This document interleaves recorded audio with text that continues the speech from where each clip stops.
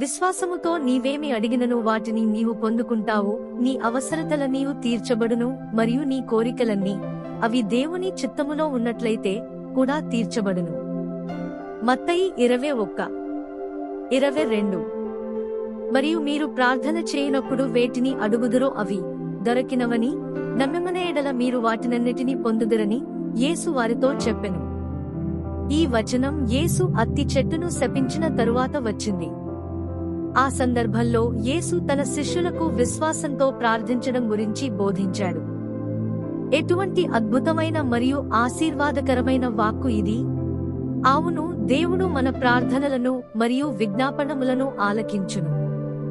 12 ఏండ్ల నుండి రక్తస్రావము కలిగిన స్త్రీ యేసుక్రీస్తు యొక్క శక్తి గురించి విని ఆయన వెనుక తట్టుగా వచ్చి ఆయన వస్త్రపు చెంగును ముట్టి సంపూర్ణ స్వస్థతను పొందుకొనెను.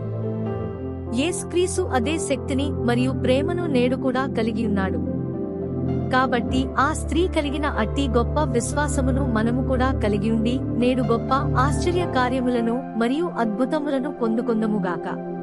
అవును, ఎప్పుడైతే మనము ఆయనపై నమ్మకముంచి ప్రార్థిస్తామో అప్పుడు దేవుడు మన జీవితాలలో గొప్ప మరియు ఆశ్చర్య క్రియలను జరిగించును మరియు మనలను ఘనపరచును. రక్తస్రావము కలిగిన స్త్రీ యేసుక్రీస్తుపై సంపూర్తిగా విశ్వాసముంచెను. యేసుక్రీస్తు వస్త్రపు చెంగును ముట్టిన నేను విడుదల నొందుతానని ఆమె ఎరిగి ఉండెను. అవును, ఆమె అలాగు చేసి ఆ దినమున ఆశ్చర్య కార్యమును పొందుకొనెను మరియు ఆమె విశ్వాసమును బట్టి దేవుడామెను ఘనపరచెను. ఆయన ఆమెతో ఈ విధముగా పలికెను, కుమారి, నీ విశ్వాసము నిన్ను స్వస్థపరచెను, సమాధానము గలదానివై ఇంటికి పొమ్మనెను. 1. విశ్వాసంతో ప్రార్థించండి. మత్తయి 21:22. మీరు ప్రార్థనలో విశ్వాసముతో ఏవి అడిగిననో వాటన్నిటినీ పొందుదురు. 2. దేవుని చిత్తాన్ని వెదకండి. మత్తయి 6:10. నీ రాజ్యము వచ్చునుగాక, నీ చిత్తము పరలోకమందు నెరవేర్చున్నట్లే భూమి మీదను నెరవేరునుగాక. 3. క్రీస్తులో నిలిచి ఉండండి. యోహాను 15:7. మీరు నాయందు నిలిచియుండి నా మాటలు మీయందు నిలిచియున్న ఎడల మీకిష్టమైనదేదైనను అడుగుడి, అది మీకు చేయబడును. ప్రార్థనకు సమాధానం పొందడం అనేది కేవలం అడగడంపైనే కాదు, క్రీస్తుతో సన్నిహిత సంబంధంలో నిలిచి ఉండడంపైన ఆధారపడి ఉంటుంది. ఆయన వాక్యాలు మన హృదయాలను, ఆలోచనలను, కోరికలను నడిపించినప్పుడు మన ప్రార్థనలు దేవుని చిత్తానికి అనుగుణంగా ఉంటాయి. అలాంటి ప్రార్థనలకు దేవుడు సమాధానమిస్తాడు. 4. దేవుని చిత్తానుసారంగా అడిగినప్పుడు ప్రార్థనలో ధైర్యం కలుగుతుంది.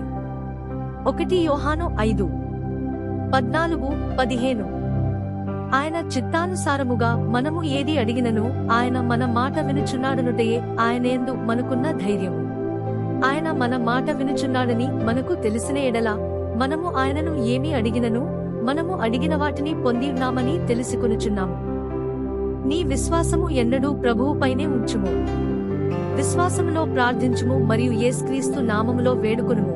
ప్రభువైన యేసుక్రీస్తు నిశ్చయముగా అద్భుతములను, రక్షణ, స్వస్థత, విడుదల కార్యములను జరిగించును. నిజముగా ఆయన మన పట్ల జాగ్రత్త వహించుచున్న దేవుడు.